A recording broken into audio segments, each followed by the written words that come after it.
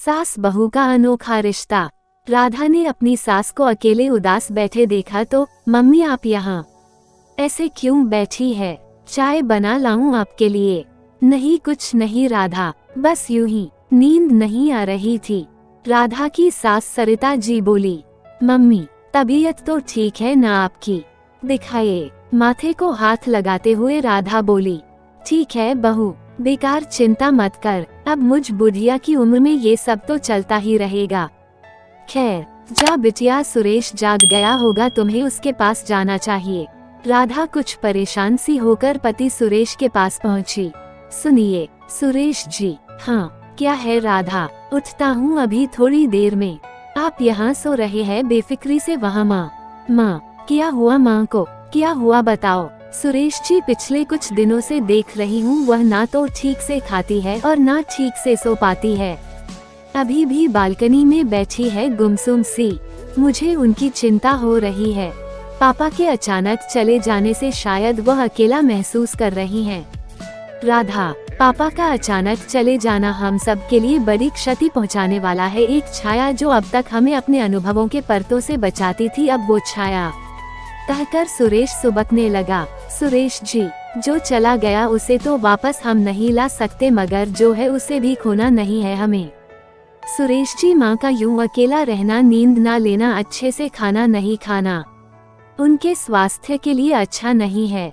ठीक कहती हो राधा, मैं आज बल्कि अभी उन्हें डॉक्टर के पास लेकर जाता हूँ। सुरेश जी, उनका इलाज डॉक्टर के पास नहीं बल्कि हमारे ही पास है।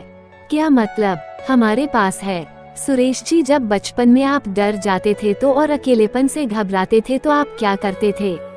माँ के पास। ओह समझ गया। हाँ, अब से माँ के साथ आप उनके कमरे में रहेंगे।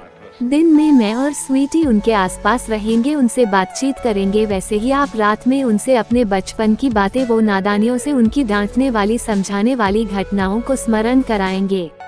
राधा, मैं आज रात से माँ के पास ही सोऊंगा। यही अच्छा होगा, राधा ने कहा। रात को माँ के कमरे में कौन है? माँ, मैं हूँ सुरेश।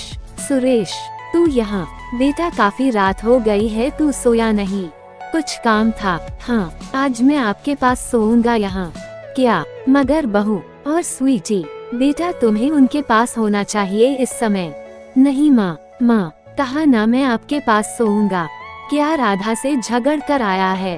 देख, वो बड़ी प्यारी बच्ची है, उससे झगड़ा मत किया कर। जा अभी और मना ले उसे। नहीं माँ, ऐसा कुछ नहीं है, राधा सचमुच बहुत अच्छी है। माँ, याद है बचपन में जब मैं डर जाता था तो आपके पास आकर सोता था? हाँ याद है, क्योंकि तू उस वक्त छोटा बच्चा था, कमजोर था, डरता था, घबराता था, इसलिए तू मेरे पास आकर लिपट कर सो जाता था। माँ, जैसे हम बच्चे बचपन में कमजोर, घबराकर, डरकर अपने बड़ों या माँ के आंचल में बेखौफ होकर सो जाते थे, वैसे ही जब बड़े बुजुर्ग अकेले में घबराहट महसूस करने लगे तो क्या उन बच्चों को जो अब जवान हो चुके हैं, उन बुजुर्गों का सहारा नहीं बनना चाहिए?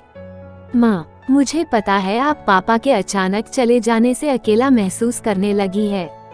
माँ, आप अकेली नहीं हो, आपका मजबूत कंधा आपके पास है, आपका बेटा है और आपकी लाडली बहू है। माँ, कहकर सुरेश एक बारगी फिर से माँ से बचपने की तरह लिपट गया। दोनों की आंखें भीगी हुई थी। कुछ देर में बेखौफ बेखबर माँ सचमुच बड़ी अच्छी नींद में सो रही थी। जब सुबह आंख खुली तो राधा ट्रे में सबके लिए चाय लिए आ रही थी। आते ही सरिता ने अपनी बहू को गले से लगा लिया और उसका माथा चूमते हुए बोली, ऐसी बहू सबको मिले।